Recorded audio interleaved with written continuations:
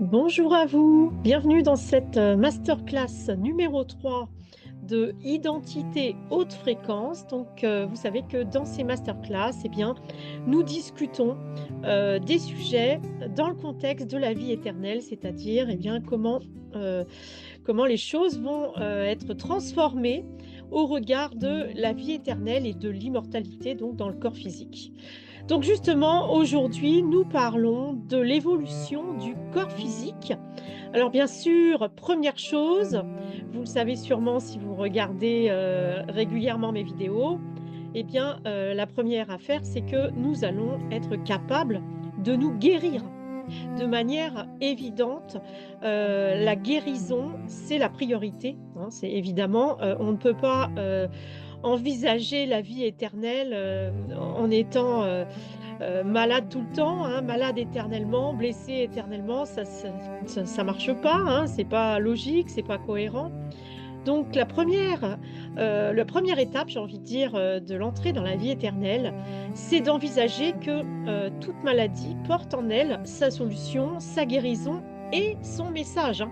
Ça, c'est très important, de se rappeler, que, quand vous tombez malade, votre corps, en fait, essaye de vous dire quelque chose. Alors, un exemple tout bête, moi, juste avant, là, j'ai éternué, et puis depuis hier, j'éternue assez régulièrement. Eh bien, c'est le corps qui te dit: «Attention, il fait froid». Ça donc les températures ont redescendu depuis hier, hein, subitement, alors qu'ici, elles sont quand même relativement hautes la plupart du temps. Et donc, quand vous avez le nez qui vous pique ou que vous éternuez, eh bien, tout le monde sait que c'est votre corps qui vous dit: «Attention, il fait froid, mets ton manteau, couvre-toi, mets une écharpe, un bonnet» ou ce que vous voulez. Voilà, donc ça, c'est un message que beaucoup de gens savent décrypter, hein, de savoir, quand, le corps a froid. Et de la même manière, quand, le corps, a trop chaud, qu'il y a des grosses chaleurs, eh bien, on a soif, on a envie de se mettre au frais, on a envie d'avoir du vent pour se rafraîchir. Eh bien, tout ça, ce sont des messages extrêmement simples à, entendre de la part de votre corps. Donc la première chose dans la vie éternelle, c'est que on apprend à guérir et dans un deuxième temps, à rajeunir et dans un troisième temps, le corps va améliorer ses capacités. Voilà. Donc là, j'en étais, à ce premier temps, donc les guérisons.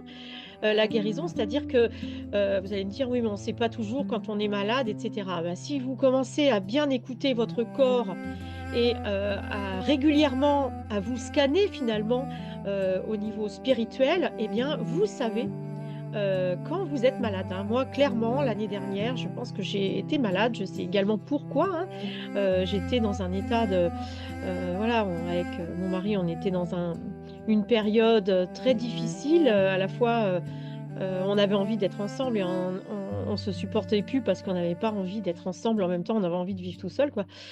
Et donc, je pense que j'ai été malade pendant cette période-là. Je me réveillais le matin, j'étais nauséeuse. J'avais, des maux de tête, j'avais des douleurs. Voilà, les douleurs, elles étaient variables et cetera. Bref, ça n'allait pas. Donc c'était une période pour moi qui a été très instructive au niveau, de la conversation avec mon corps.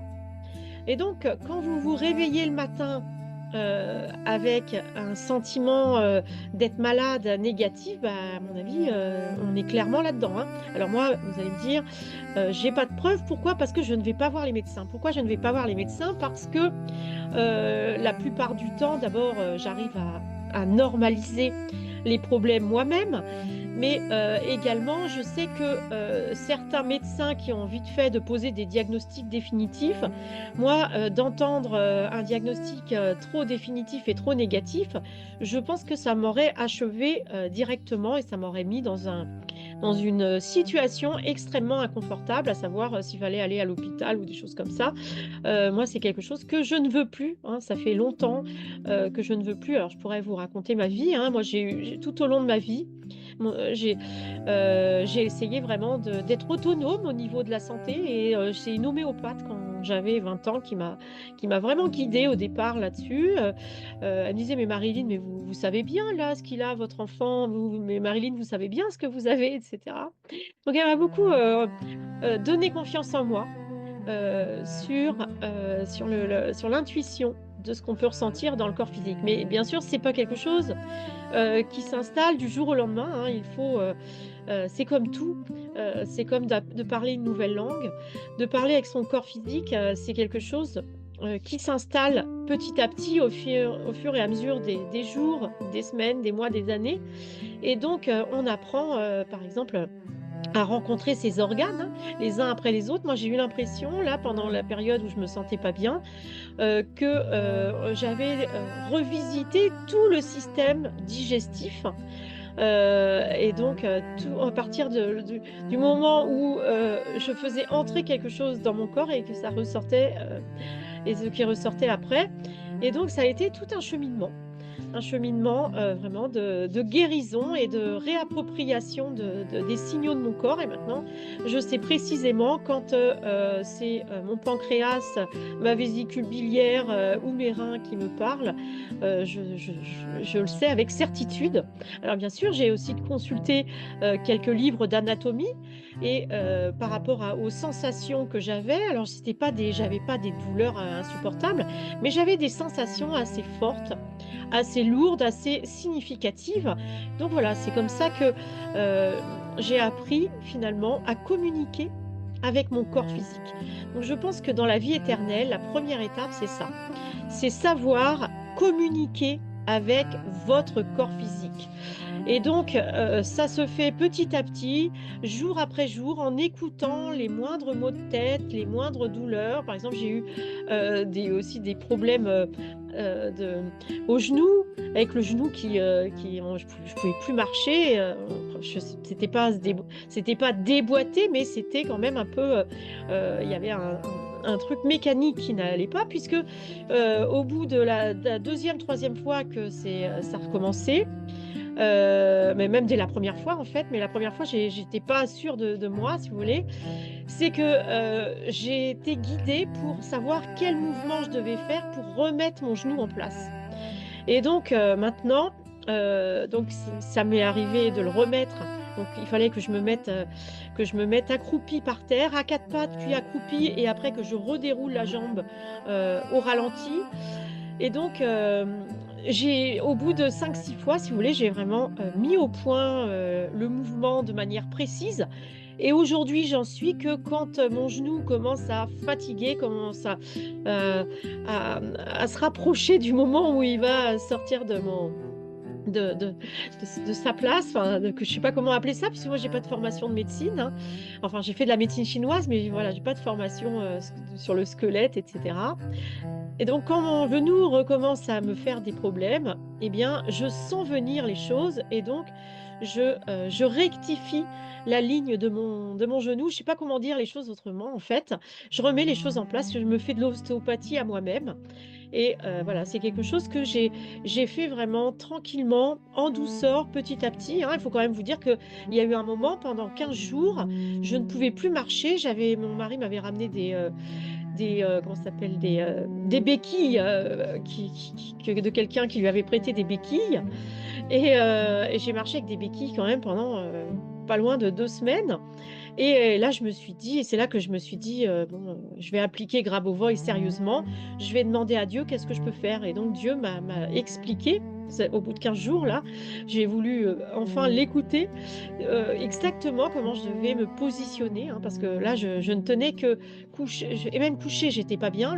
La seule position qui m'était supportable, c'était la position assise. Donc pour dormir, je dormais avec le genou, posé, sur des coussins. Voilà, tout ça pour vous dire, pour vous expliquer un petit peu comment je discute, avec Dieu, avec mon âme, avec mon corps.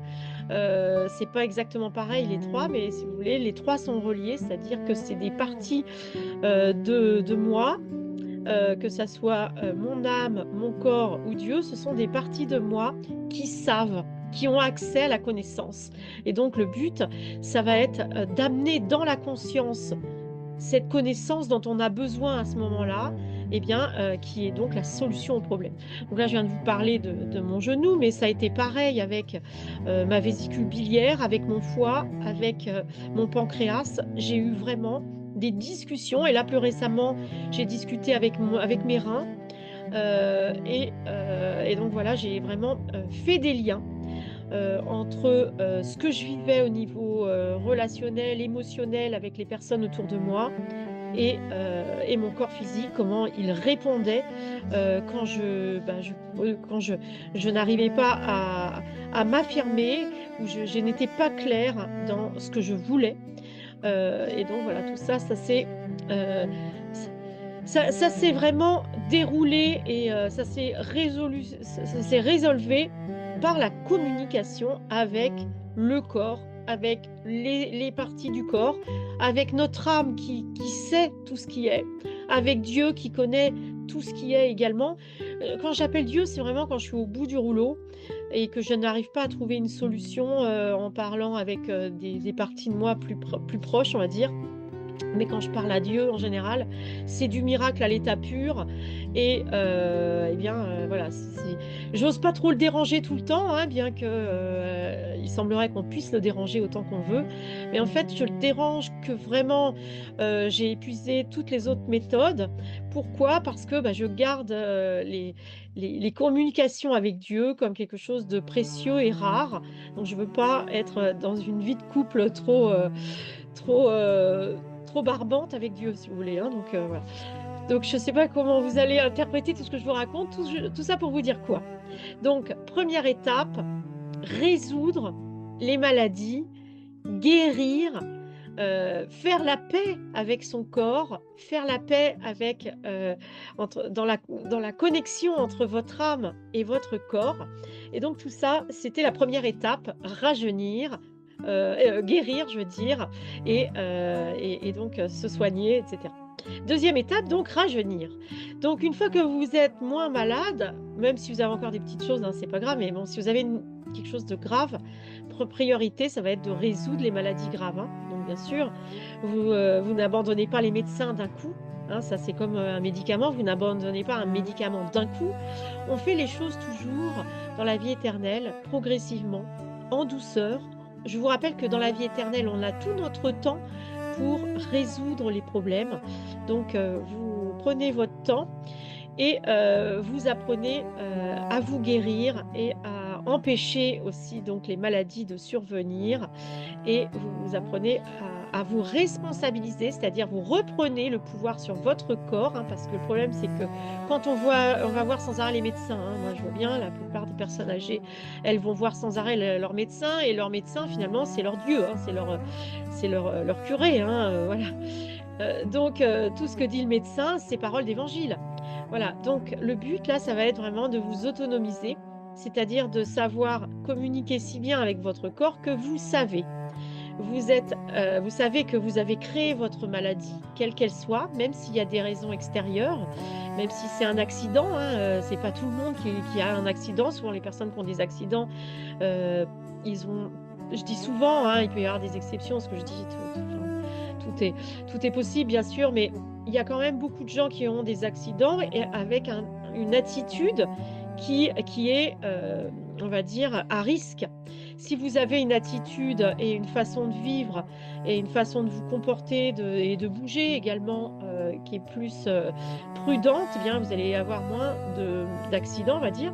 Mais par contre, vous allez peut-être avoir plus de maladies parce que vous allez un petit peu, vous enfoncer petit à petit dans une lenteur, un ralentissement, qui est caractéristique du vieillissement.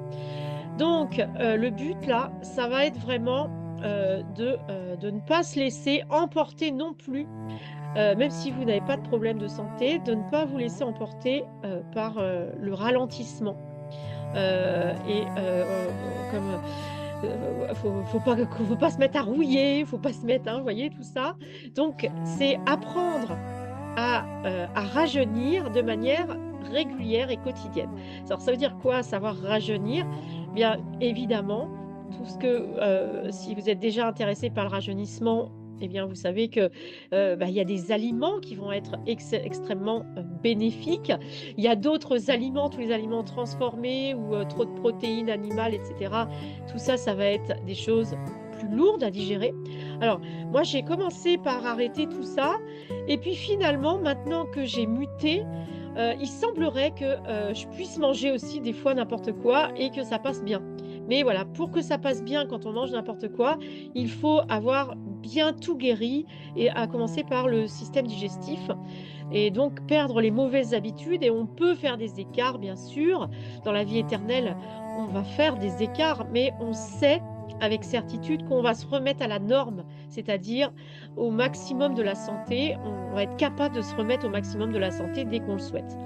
Donc le rajeunissement, c'est ça, c'est, savoir revenir à la concentration maximale d'énergie vitale, c'est-à-dire de jeunesse dès qu'on le souhaite. Et donc, sachez que dans la vie éternelle, on ne va pas rester figé et coincé, j'ai envie de dire, dans cet état, dans un état, de jeunesse éternelle parfait. Il va y avoir on va continuer à expérimenter les choses, on va continuer à évoluer, donc il va y avoir régulièrement des moments, qui peuvent nous faire vieillir, mais on va être capable de mettre en place les solutions relativement tôt pour ne pas rentrer dans des maladies et rentrer dans des problèmes. Ce que je vous disais avec l'exemple tout simple du rhume, voilà, le climat, vous n'avez pas de vous ne pou enfin, si on peut influencer le climat, mais bon, on va dire que, pas toujours. C'est un autre sujet sur lequel je travaillerai une autre fois. En tout cas, il y a des choses imprévues. Voilà. Ce qu'il faut savoir, c'est que dans la vie, comme dans la vie éternelle, ou plutôt dans la vie éternelle comme dans la vie que vous connaissez déjà, eh bien, il y a des imprévus. Et donc, savoir gérer les imprévus, eh bien, c'est ça la vie éternelle, c'est que vous ne vous laissez plus anéantir par un imprévu destructif ou négatif. Vous avez tout un tas de technologies pour ramener les choses à la norme et ne pas vous laisser emporter par la déprime, le vieillissement, la maladie ou je ne sais quel schéma destructif. Donc, il faut savoir que toute chose destructive, elle peut être inversée, elle peut être convertie. Et Grabovoi il dit que même quelqu'un qui est en stade terminal d'un cancer, eh bien, tant qu'il est vivant et tant qu'il pense, il a le choix et la possibilité de changer de direction. Et d'ailleurs, c'est comme ça que se font les miracles. C'est-à-dire que quand quelqu'un fait un miracle, en fait, c'est pas la personne qui apporte le miracle, c'est la personne qui vit le miracle, qui était malade, qui fait ce miracle en acceptant de changer de pensée grâce à la présence de la personne qui fait des miracles. Parce que si vous croyez que telle personne vient, si elle vient vous voir, ça va faire un miracle, et bien si vous êtes persuadé de ça en profondeur, et bien ça peut faire un miracle. Par contre, si vous ne croyez plus en rien, bah là c'est ça le pire en fait, hein. C'est de perdre tout espoir, de ne plus croire en rien et de ne plus avoir envie de vivre quoi que ce soit. Bah là, quand on en est là, et bien c'est comme ça que la mort arrive. Et donc, ben oui, des fois, on a toute une suite d'événements qui nous contrarient. Ben, dans ces cas-là, il faut trouver des solutions une par une. C'est pour ça qu'il ne faut pas laisser les choses pourrir et s'installer dans notre vie et dans notre corps. Il faut vraiment être attentif à toute manifestation de notre corps physique afin de le changer. Alors, par exemple, l'autre jour, il y a quelqu'un qui m'écrivait oui, si tu veux, je vais t'aider à ne pas mettre de lunettes. Moi, j'ai des périodes où j'ai besoin de lunettes et j'ai des périodes, vous voyez, là, j'en ai pas besoin là depuis quelques jours. Je me suis refait une cure de sommeil. En plus, j'ai trouvé des huiles essentielles qui me donnent un sommeil, vraiment d'une qualité, haut de gamme et je me réveille, dans un état de joie intense. Donc, voilà, il faut être sans arrêt en investigation, en état de recherche, d'enquête pour pouvoir, pour aider votre corps à être à son top tout le temps. Et ça, c'est un long travail, surtout qu'on n'a pas été habitué comme ça. L'humanité n'a pas été habituée dès l'enfance à faire ça. Moi, j'ai des programmes pour les enfants où j'explique aux enfants que l'on peut, bien sûr, tout le moindre petit problème, on peut le résoudre dès qu'on le prend au départ, hein. Déjà parler, vous savez, hein, les personnes qui ont des problèmes, mais qui sont capables de les verbaliser, eh bien, elles arrivent plus facilement à remonter la pente qu'une personne qui reste enfermée avec ses souffrances dans sa tête sans jamais le partager. Donc on a vraiment tout un tas d'outils euh, pour, euh, pour, pour, pour nous résoudre pour résoudre nos problèmes dans le corps physique, dans la psyché, dans le psychisme, hein, parce que la psychologie aussi est très importante. Si vous avez un état d'esprit, hein, il y a des textes qui s'appellent euh, pilotage par l'état de l'âme. Par exemple, si vous êtes dans un état négatif, que vous tournez en boucle des pensées négatives, eh bien, vous n'allez pas arriver à guérir très facilement. Si vous êtes capable d'être dans une spirale toujours plus positive et que vous voyez tous les progrès que vous faites et toutes les étapes que vous avez franchies dans cette communication avec votre corps et dans cette compréhension de la vie infinie, eh bien, je vous assure que ça va beaucoup plus vite après. Mais voilà, on a tous des pensées limitantes, on a tous des pensées négatives, des pensées destructives qu'on a reçues dans notre éducation, dans notre histoire, à l'école, dans la société de manière générale. Les êtres humains, ils avaient l'habitude de se voler l'énergie les uns les autres, hein. Ça, je vous renvoie là à la prophétie des Andes de James Redfield qui raconte ça, comment tous les humains comment on vole l'énergie aux autres. Eh bien, il faut arrêter non seulement de voler l'énergie aux autres, mais il faut arrêter aussi de donner, de vous laisser piller votre énergie par les autres. Donc, il faut être capable de poser ses limites, dire aux gens, bah non, là, ça ne me convient pas, je suis trop fatiguée, je vais te laisser. Voilà, il y a tout un tas de méthodes, hein. Donc là, vous pensez bien qu'en la masterclass, là, je ne vais pas parler, je peux pas parler en 1 heure de toutes ces problématiques-là. Surtout que là, bientôt, je vais passer, là, ça va faire peut-être bientôt une demi-heure que je parle. Je vais bientôt passer aux technologies. Donc, voilà, donc là, la première étape, guérir, connaître votre corps. Dans la suite de la guérison, c'est le rajeunissement, hein, parce que la vieillesse est une maladie. Chez Grabovoi, il explique, d'ailleurs, il y a une série numérique pour inverser la vieillesse et la rendre rajeunissante, hein, c'est-à-dire de rendre le temps rajeunissant. Donc ça, c'était première étape, deuxième étape. Troisième étape, une fois qu'on sera tous, ou en tout cas, une fois qu'on sera guéri et rajeuni, eh bien, on peut aussi améliorer les capacités de notre corps. Alors ça, on va partir là un petit peu dans la science-fiction en apparence, hein. Alors déjà, vous savez que même le corps physique, hein, moi je propose les textes de Grabovoi sur la résurrection, même quand on est mort, on peut récupérer le corps physique, hein.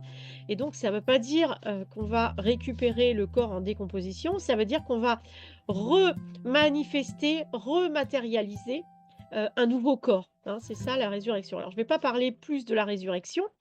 Je vais vous parler donc du corps éternel, et puis d'ailleurs le texte que je vais vous présenter, enfin les technologies que je vais vous présenter sont issues d'un texte qui s'appelle, que je vais vous montrer tout de suite, voilà, les lois fondamentales du monde assurant les corps physiques de la vie éternelle. Et donc, c'est les lois fondamentales qui vont régir le corps physique éternel et la vie éternelle. Et donc, le corps de la vie éternelle, eh bien, voilà, il y a tout un tas de lois. Je vais vous lire tout à l'heure dans la vidéo numéro 2. Et donc, sachez que le corps peut donc s'améliorer.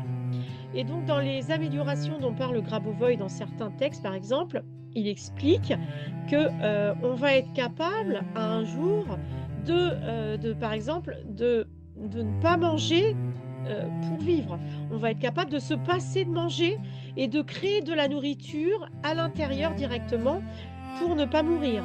Il explique aussi, donc là pour les gens qui sont fans de faire des jeûnes, eh bien on est à fond dans la même idée là, hein. Il y a également un texte où il explique que les poumons qui donc fabriquent, qui utilisent l'oxygène et qui rejettent du gaz carbonique, eh bien, ils vont être capables dans la vie éternelle de faire le contraire aussi. Ils vont être capables de produire de l'oxygène pour leurs propres besoins. Vous voyez un peu? Donc toutes les possibilités du corps, ce que j'allais dire, c'était que les seules limites d'amélioration du corps physique, c'est de garder un canon, des canons de l'être humain tel qu'il est. Je m'explique. C'est-à-dire qu'on ne va pas, par exemple, on pourrait, mais Gravois dit qu'on va pas, ça, il ne faut pas le faire. On ne va pas modifier le corps physique en faisant, par exemple, comme dans les dieux. Dans les dieux égyptiens, avec une tête de chien, une tête de faucon, une tête de ce qu'on veut, hein, de tête de lion, etc. On ne va pas comme ça modifier le corps physique dans la direction des changements, si vous voulez, des changements. On ne va pas non plus passer à devenir des géants ou des lilliputiens. Non, tout ça, il explique que dans cette réalité-là, dans la création de cette réalité, eh bien, il y a des canons et qu'on doit respecter ce cadre. Hein, d'accord? Donc le cadre, c'est avoir une tête, deux bras, deux jambes, le tronc, et d'être comme on est. Même si on peut changer comme on veut la couleur de ses cheveux, la couleur de sa peau, la longueur de ses doigts et de ses jambes, etc. On peut très bien grandir, par exemple. Hein. On peut très bien grandir, on peut très bien normaliser le fait d'être chauve, on peut très bien faire repousser les dents, toutes ces choses-là. Tout ça est possible dans la vie éternelle. Parce que faire repousser des dents, c'est en fait comme ressusciter des dents, hein, et c'est pas facile évidemment, parce que les dents, comme les os, c'est la matière la plus dense et la plus dure, hein, la plus proche de la pierre, hein, si vous voulez, la plus dense et la plus lourde du corps, et donc on peut et c'est difficile à ressusciter et à remanifester. C'est plus facile de remanifester des cheveux, de remanifester du sang, etc. D'ailleurs, le corps le fait naturellement, tout ça. Hein. D'ailleurs, le corps, naturellement, fait repousser les os. Hein, quand on vous met un plâtre parce que vous avez un os de cassé, qu'est-ce qui se passe? On met un plâtre pour que ça ne bouge pas et que le corps il puisse se reformer tout seul, tranquille. C'est ça que ça veut dire.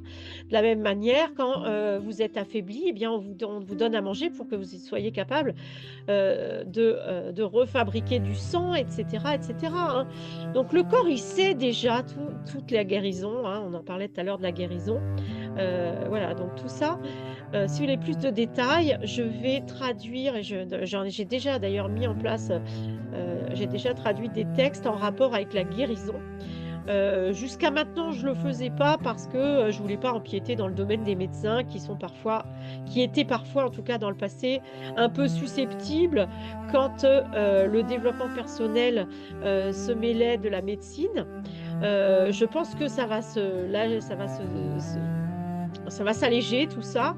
Je pense que on va avoir plus de liberté de se soigner comme on veut et non plus être victime du fanatisme scientifique qui est parfois de mise chez certains membres du monde médical. Hein. Voilà. Donc moi, je pense qu'on peut tout faire, bien sûr, et moi-même, je me soigne comme je l'entends. Je ne vois aucun médecin et j'en suis très heureuse et je pense que je suis de plus en plus en forme. D'ailleurs, tous les gens qui me connaissent me trouvent plus en forme qu'il y a 5-6 ans ou il y a 10 ans. Et donc, et puis je le vois bien au niveau performance, au niveau forme physique, au niveau capacité sportive. Hein. Bon, je suis pas devenue une athlète de haut niveau, bien sûr, mais je marche tous les jours, je porte beaucoup plus qu'avant. À un moment, j'avais mal au dos si je portais un peu, etc. Bon, c'était après mes grossesses, hein, j'ai quand même eu 5 enfants. Voilà, donc tout ça, eh bien, on peut le normaliser, le corps éternel est capable de ramener à la norme, de rendre les choses à leur potentiel optimal comme on veut. Voilà, donc tout ça, c'est toutes les technologies que je vous propose, elles peuvent aider à rajeunir comme à guérir. Hein. C'est les mêmes technologies. Hein. Les technologies, la base de la technologie, c'est de comprendre qu'en se reliant au grand tout. Grabovoi parle de Dieu, mais moi qui n'ai pas été élevée dans une religion, c'est je me relie à la vie tout entière. Et donc, quand vous êtes capable d'être en connexion avec la vie tout entière, moi par exemple, là où j'entends Dieu et où je suis capable de parler avec Dieu, le plus, c'est dans la forêt, c'est pas le hasard, c'est qu'en fait, je me relie à l'esprit de la nature parce que la nature, elle sait, la nature, elle trouve des solutions, elle a des lois, la nature, c'est ça les lois fondamentales. Et d'ailleurs, voilà, je vais m'arrêter là et on se retrouve tout de suite dans une deuxième vidéo qui vont parler, donc je vais vous faire quelques technologies pour assurer le corps physique dans la vie éternelle. À tout de suite!